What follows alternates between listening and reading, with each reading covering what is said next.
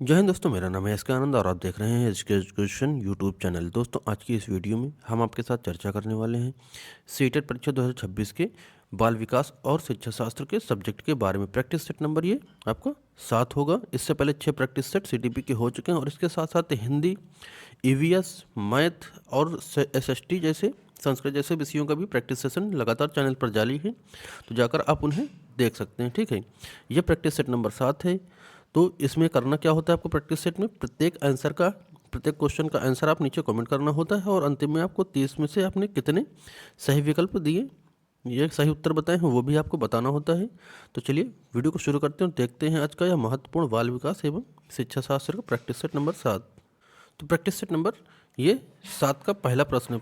पहले 7 का पहला प्रश्न, बाल विकास की किस अवस्था में बच्चे तर्क करना शुरू कर देते हैं लेकिन उनकी सोच भी अहम केंद्रित होती है। तो देखिए, बाल विकास में बच्चे तर्क करना किस अवस्था में शुरू करते हैं, जीन पियाजे के अनुसार पूछा जाता है ये। तो जीन पियाजे का जो आपका सिद्धांत है उसका क्या नाम है, संज्ञानात्मक विकास का सिद्धांत। ठीक है, इन्होंने 4 अवस्थाएं बताई हैं। पहली संवेदीगामक अवस्था, जो कि आपका 0 से 2 वर्ष चलती है, जन्म से 2 वर्ष चलती है, जिसको इंद्रिय जनित अवस्था भी कहते हैं। दूसरी आपका मूर्त संक्रात्मक अवस्था, जो कि 2 से 7 वर्ष चलती है। तीसरी आपकी मूर्त संक्रात्मक अवस्था, तो मूर्त वाली चलती है 7 से 11 और ये औपचारिक 11 से 15 चलती है। ठीक है, तो यहाँ पर पूछा अहम केंद्रिता किसमें होती है, तो सही जवाब क्या जाएगा। जल्दी जल्दी आप नीचे कमेंट करें। जैसे यहाँ का क्वेश्चन नंबर फर्स्ट है, तो क्वेश्चन का फर्स्ट का ABCD जो आपको लग रहा हो वो नीचे कमेंट करिए। ठीक है, तो सही जवाब यहाँ पे क्या जाएगा, पूर्व संक्रात्मक अवस्था। यहाँ पर बच्चा अहम केंद्रित हो जाता है। ठीक है, नेक्स्ट क्वेश्चन है, जीन पियाजे के अनुसार स्कीमा में संशोधन या परिवर्तन करना क्या कहलाता है। तो स्कीमा जब भी पूछे स्कीमा क्या है, तो क्या आत्मसातकरण है, समायोजन है, संतुलन है या फिर संगठन है। तो इसका सही जवाब किसके साथ जाएंगे, समायोजन के साथ। जब जानकारी में बच्चा क्या करता है, अपनी जानकारी जो पहले से जब पूर्व जानकारी है उसमें नई जानकारी ऐड करना, ठीक है, विभेद के साथ, तो ये समायोजन कहलाता है। आपका क्या कहलाता है, समायोजन। नेक्स्ट क्वेश्चन है, लेवाइगोस्की के अनुसार बच्चों का संज्ञानात्मक विकास मुख्य रूप से किसके माध्यम से होता है। तो हमेशा हमने आपको बताया है, जब भी लेवाइगोस्की से रिलेटेड क्वेश्चन पूछे तो वहाँ पर अगर सामाजिक संस्कृत मिल जाए तो सीधा आगे आपको कुछ पढ़ना ही नहीं, सीधा उस पर आप टिक कर सकते हैं। तो यहाँ ऑप्शन बी आपको सीधा दिख रहा है, सामाजिक उपकरण और सामाजिक संपर्क से। ठीक है, तो लेवाइगोस्की ने क्या कहा है, बच्चा सामाजिक अंतःक्रिया के द्वारा सीखता है। ठीक है, तो ऑप्शन यहाँ पर बी आपका करेक्ट हो जाएगा। नेक्स्ट क्वेश्चन, एक बच्चा जो दूसरों के दृष्टिकोण को समझने में कठिनाई महसूस करता है, वह किस गुण को प्रदर्शित कर रहा है। तो क्या संरक्षण को, आत्म केंद्रिता को, या फिर वस्तु स्थायित्व को, या फिर तार्किक चिंतन को। तो देखिए यहाँ पर बच्चा क्या कर रहा है, दूसरे के दृष्टिकोण को समझने में कठिनाई महसूस कर रहा है। तो यहाँ पर क्या हो जाएगा, बच्चा अहम केंद्रित हो जाएगा। क्या, अहम केंद्रित हो जाएगा। ठीक है, यानी कि पूर्व संक्रांत्मक अवस्था में बच्चा है, ठीक है, 2 से 7 वर्ष के मध्य है, वो खुद के अपनी जो भी जानकारी होती है खुद के माध्यम से अपने दृष्टिकोण ही सबसे उत्तम मानता है। ठीक है, जैसे बच्चा जीववाद को मानता है तो उसको वो दूसरी की बातें नहीं मानेगा। तो अहम केंद्रित बच्चा कब होता है, तो अहम केंद्रित होता है पूर्व संक्रांत्मक अवस्था में। नेक्स्ट क्वेश्चन है, कोहलबर्ग के सिद्धांत की एक प्रमुख आलोचना क्या है। तो देखिए, जब भी हमने कोहलबर्ग को आपको पढ़ाया है उतने बार हमने आपको बताया है कि इनके जो सिद्धांत है, नैतिक विकास का सिद्धांत है, इन्होंने सिर्फ लड़कों को शामिल किया था। ठीक है, 4 वर्ष से लगभग 15 वर्ष के बच्चों को यानी लड़कों को ही शामिल किया था, इन्होंने लड़कियों को शामिल नहीं किया था। तो इसीलिए इनकी उपेक्षा होती है और आलोचना भी इनकी की जाती है। तो देखिए यहाँ पर ऑप्शन बी आपको सीधा मिल रहा है कि उनके सिद्धांत में महिलाओं के नैतिक तर्क की उपेक्षा की जाती है। ठीक है, तो यहाँ पर ऑप्शन बी आप सीधा सटीक लगाएंगे। कोहलबर्ग महिलाओं को शामिल नहीं किए थे। ठीक है, और इनके कितने स्तर हैं, तो इनके 3 स्तर हैं, 6 चरण हैं। ठीक है, 3 स्तर इन्होंने दिए हैं, कितने, 3 स्तर, और प्रत्येक स्तर के 2 चरण। ठीक है, प्रत्येक स्तर के 2 चरण, तो टोटल 6 चरण बताए हैं इन्होंने। ठीक है, नेक्स्ट क्वेश्चन है, बुद्धिलब्धि परीक्षण की आलोचना अक्सर क्यों की जाती है। तो बुद्धिलब्धि की आलोचना क्यों की जाती है अक्सर, ये आपसे पूछ रहे हैं। वो सांस्कृतिक रूप से पूर्वग्राही हो सकते हैं, या ये बहुत महंगे होते हैं, या फिर ये बच्चों को होशियार बनाते हैं, फिर केवल गणित मापते हैं। तो देखिए, केवल वाले, मात्र वाले, ये सभी क्या होते हैं, आपके हमेशा निगेटिव टैग वर्ड्स होते हैं। तो यहाँ पर सही जवाब क्या हो जाएगा, सही जवाब जाएगा यहाँ पर ऑप्शन ए के साथ। ठीक है, ऑप्शन ए के साथ जाएगा, वे सांस्कृतिक रूप से पूर्वग्राही होते हैं। ठीक है, बुद्धि परीक्षण। नेक्स्ट क्वेश्चन है राष्ट्रीय पाठ्यचर्या यानी कि राष्ट्रीय शिक्षा नीति यानी कि एनईपी 2020 में 5+3+3+4 में संरचना 5 का क्या अर्थ है। तो हमने हमेशा जब भी आपको एनईपी 2020 जब पढ़ाई थी तब भी ये चीज़ बताई थी आपको। जो आपका ये 5 है, ठीक है, जो 5 है यहाँ पर इसमें क्या होता है, तो इसमें 3 साल का क्या होता है, आंगनवाड़ी होता है। 3 साल का आंगनवाड़ी होगा, 2 साल में कक्षा 1 और 2 होगा, ठीक है, 3 और 2 मिलाकर 5 हो जाएगा। यानी कि आपका 3 साल आंगनवाड़ी और कक्षा 1 2 इसमें 5 में चलता है। इसमें जो 3 है इसमें यहाँ पे आपका 3 4 और 5 चलता है, ठीक है, इसमें 5 चलता है। ये वाला जो होता है यहाँ पे आपका 6 7 और 8 होगा, और ये वाला 9 10 11 और 12 होता है, ठीक है। तो ये आपकी संरचना होती है ये एनईपी 2020 की। तो क्या फाउंडेशन स्टेज होती है, तो हाँ ये फाउंडेशन स्टेज होती है, ठीक है। ऑप्शन बी यहाँ पर आप लगाएंगे, फाउंडेशन स्टेज पर आप जाएंगे, ठीक है, 5 के लिए। नेक्स्ट क्वेश्चन है निम्नलिखित में से कौन सा अपसारी चिंतन यानी कि डाइवर्जेंट थिंकिंग को दर्शाता है, इसकी विशेषता है। तो देखिए डाइवर्जेंट थिंकिंग जब भी होती है अपसारी चिंतन, वो खुले अंत वाले प्रश्न होते हैं जिनके एक से अधिक जो है आंसर होंगे, यानी आउट ऑफ द बॉक्स, ठीक है। तो यहाँ पर कहीं पर मिल रहा है तो सीधा आपको ऑप्शन बी दिख रहा होगा, खुले अंत वाले प्रश्न जिनके अनेक संसाधन हो, ठीक है, समाधान हो, सॉरी, जिनके अनेक समाधान हो, ठीक है। यानी आतंकवाद को कैसे ख़त्म किया जाए, डीजल पेट्रोल ख़त्म हो जाएगा, दुनिया का क्या होगा, पेड़ पौधे ख़त्म हो जाएंगे तो हम कैसे जीवित रहेंगे। इस तरह के प्रश्न यानी कि जिस बच्चे से पूछो क्लास में तो हर एक बच्चा अलग अलग तर्क के साथ अलग अलग उत्तर दे, ठीक है, वो होते हैं खुले खुले खुले बॉक्स वाले प्रश्न। नेक्स्ट क्वेश्चन है एक शिक्षक को कक्षा की व्यक्तिगत विभिन्नताओं को कैसे संभालना चाहिए। तो जो व्यक्तिगत विभिन्नता होती है जो कक्षा में इसको नेगेटिव वे में नहीं लेंगे, हमेशा पॉजिटिव वे में ले जाएंगे, ठीक है। तो इसमें क्या करना चाहिए, क्या सभी के लिए एक समान पाठ्यक्रम लागू करके या फिर उनकी कमियों के आधार पर अलग करके। तो बच्चों को कभी आप क्या अलग नहीं कर सकते हैं, बच्चों को पढ़ने से अलग नहीं कर सकते, ना क्लास से बाहर कर सकते हैं, ना स्कूल आने से मना कर सकते हैं, ठीक है। शिक्षण विधियों का आकलन विधि का प्रयोग करके या फिर धीमी गति के वालों की उपेक्षा करके। तो कभी भी बच्चों की क्या उपेक्षा आप नहीं करेंगे। तो यहाँ पर बी और सी कट गया, सॉरी बी और डी हमने कट कर दिया, अब बचा ए और सी, ठीक है, ए और सी बचा हुआ है। तो इसमें कौन सा जवाब इसमें सही हो जाएगा। तो देखिए समान पाठ्यक्रम लागू नहीं कर सकते हैं, ठीक है, समान पाठ्यक्रम आप लागू नहीं कर सकते हैं, ठीक है, एक शिक्षक को व्यक्तिगत विभिन्नताओं में, ठीक है।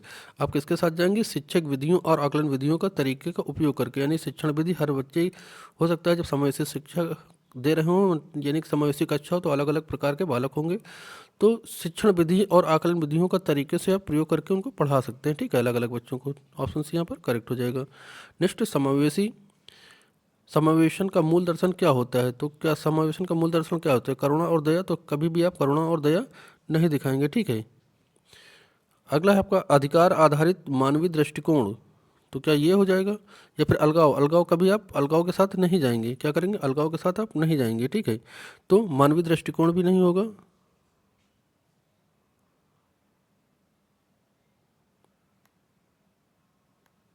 व्यावसायिक परीक्षण भी नहीं होगा, ठीक है, व्यावसायिक परीक्षण नहीं होगा। तो इसमें ऑप्शन क्या जाएगा, देखिए एक बार फिर क्वेश्चन को फिर से देखिएगा।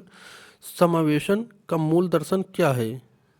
तो समावेशन का मूल दर्शन होता है कि अलग अलग, यानी कि अलग अलग बच्चे होते हैं ना, तो अलगाव होता है अलग अलग। देखिए ध्यान दीजिएगा, अलगाव यहाँ पर किस वे में हो रहा है, सही। समावेशन का मूल दर्शन पूछा, तो समावेशन में क्या होता है, अलग अलग तरह के बच्चे होते हैं। जैसे आपके सामान्य बच्चे हो गए, विशिष्ट बच्चे हो गए, ठीक है, और जो है प्रतिभाशाली बच्चे हो गए, पिछड़े बालक हो गए। तो अलग अलग जो बच्चे होते हैं वहाँ पर ये इसलिए अलगाव हो रहा है। तो ऑप्शन सी यहाँ पर आपका, सॉरी एक मिनट ध्यान दीजिएगा, यहाँ पर ऑप्शन बी ही करेक्ट होगा, आधिकारिक आधारित मानवीय दृष्टिकोण, ठीक है।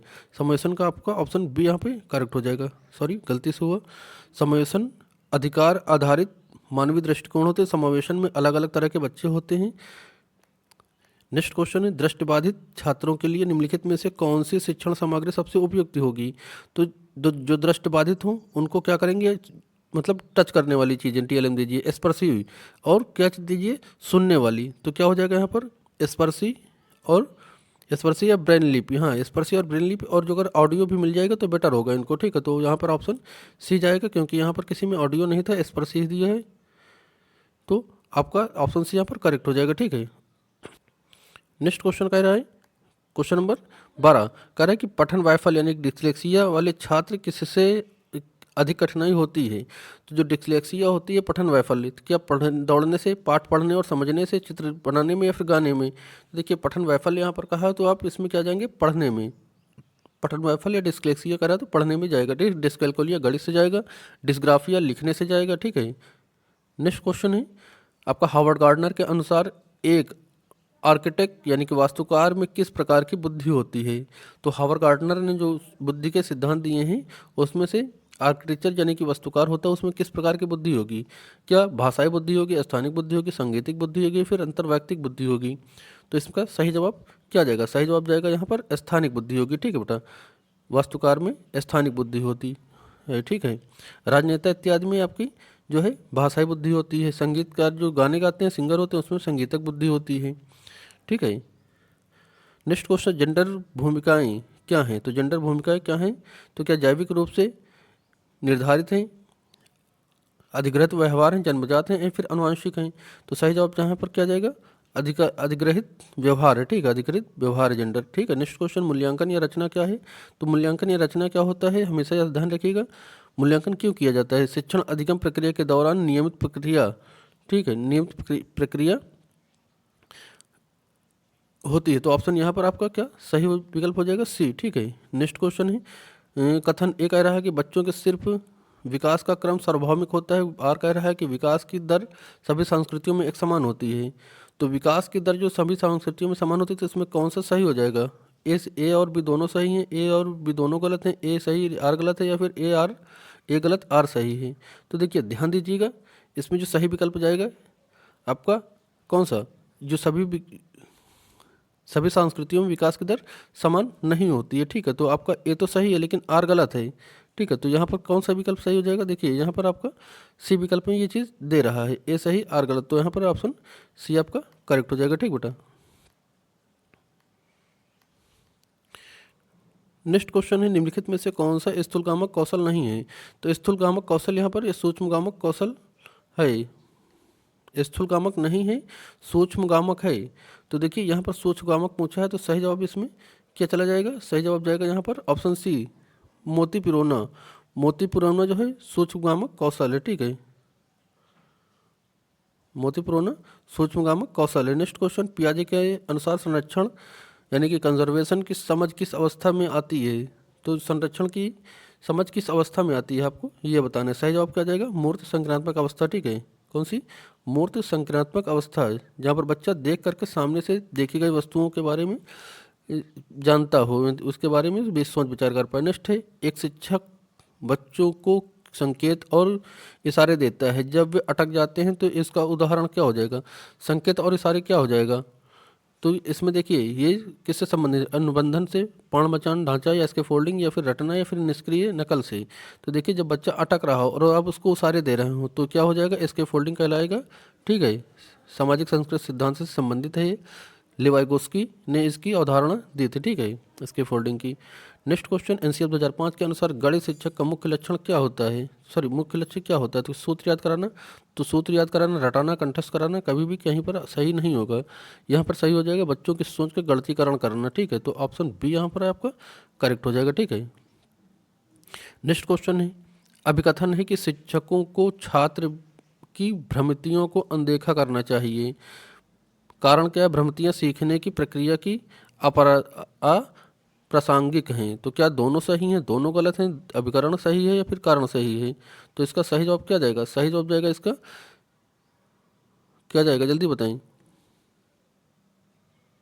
ये दोनों गलत हैं, ठीक है। क्या है, ये दोनों गलत हैं। जो बच्चे गलतियां करते हैं, ठीक है, त्रुटियां, भ्रम का मतलब भ्रम को कभी भी अनदेखा नहीं करना, भ्रम से बच्चे को हमेशा बाहर करना है, ठीक है।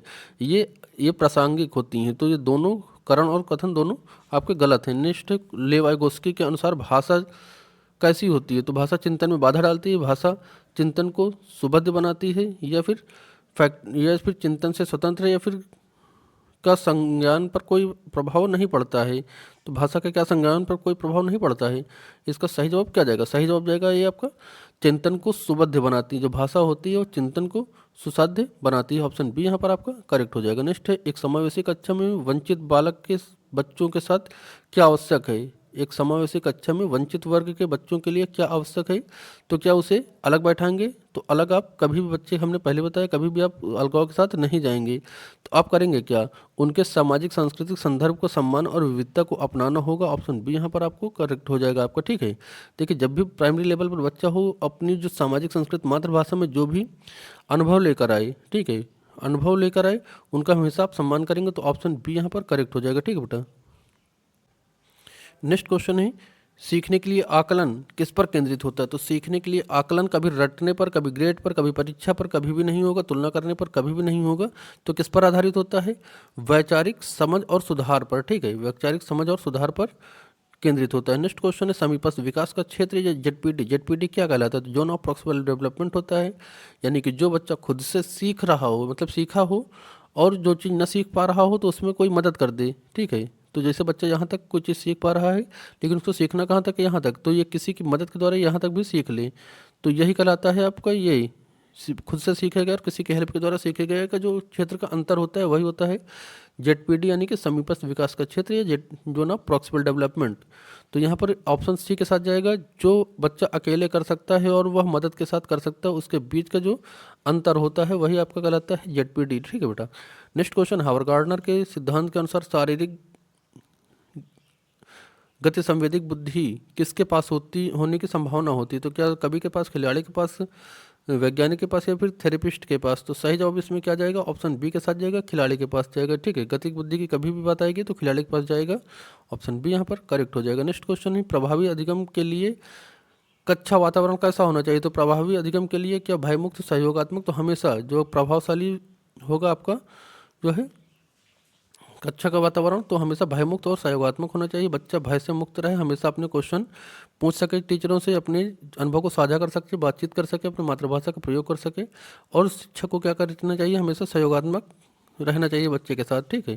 तो ऑप्शन बी यहाँ पर करेक्ट हो जाएगा। अगला क्वेश्चन है, अनुवांशिकता और पर्यावरण की भूमिका के बारे में क्या सही है। तो केवल पर्यावरण महत्वपूर्ण होगा, तो केवल मात्र हमेशा क्या होता है, निगेटिव टाइवर्ड होता है। ये तो आपका गलत हो जाएगा। जो आपका पर्यावरण होता है और अनुवांशिकता होती है, दोनों 50-50 का योगदान होता है, और दोनों हमेशा क्या होते हैं, एक दूसरे के गुणनफल होते हैं, ठीक है। तो ऑप्शन सी यहाँ पर हो जाएगा बेटा करेक्ट, ठीक है। आज की वीडियो का लास्ट क्वेश्चन है, निम्नलिखित में से कौन सा आंतरिक अभिप्रेरणा का उदाहरण है। तो क्या चॉकलेट पाने के लिए पढ़ना नहीं, परीक्षा में फर्स्ट आने के लिए पढ़ना नहीं, जिज्ञासा शांत करने और समझ के लिए बढ़ावा देना। तो बिल्कुल यहाँ पर आपका ऑप्शन सी सही जवाब हो जाएगा आपका, जिज्ञासा शांत करना और अपनी समझ के लिए पढ़ना, ठीक है। तो ऑप्शन यहाँ पर सी आपका सही हो जाएगा। तो ये थे आपके टोटल 30 क्वेश्चन। अब आप ये बताएं, इन 30 क्वेश्चन में से आपने कितने सही विकल्प दिए, सही आंसर कितने दिए, आप वो बताएं। वीडियो कैसी लगी उसके बारे में भी कमेंट करें। मिलते हैं नेक्स्ट प्रैक्टिस सेट के साथ, तब तक के लिए जय हिंद।